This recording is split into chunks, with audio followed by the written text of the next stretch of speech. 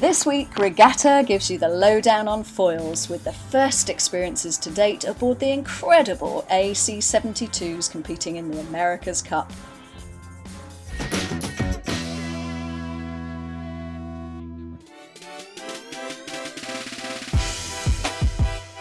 These boats really fly. For nearly 2 months now, the public have been able to feast their eyes on this spectacle in San Francisco Bay, and they're likely to be in for even more of a spectacle because the AC-72s are pushing back the limits of the foil ever further every time they go out on the water. So much so that we even saw Team New Zealand foiling upwind during the recent Louis Vuitton Cup, something still unimaginable a few weeks ago. Yet the quest to get a boat to fly isn't recent.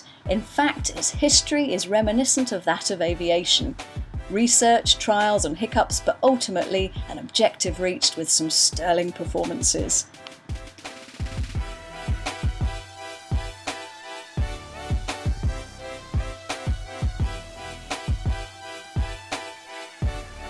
In the 1900s, Alexander Graham Bell was involved in some groundbreaking work to get a boat to fly and put every effort into getting his motor foiler to take off. Very soon, motorboats were designed with lifting surfaces. The Navy and the Merchant Navy also opted for hydrofoils. In 1995, Eric Tabarly helped design the Paul Ricard, which proved too heavy to fly. Next, Alain Thébault took up the torch with Hydroptère. She was the first sailboat to break the legendary 50-knot barrier. However, it was Vestas Sail Rocket 2, piloted by Paul Larsen, that threw the Speedo into turmoil. 65.45 knots over 500 metres and 59.37 knots over 1 nautical mile. The Moth has also opted for foils. Sailed single-handed, the little boat has become the fastest centreboarder. The explanation for this is that the boat's displacement speed generates hydrodynamic lift on the foil, which is capable of lifting the boat's hull clear of the water.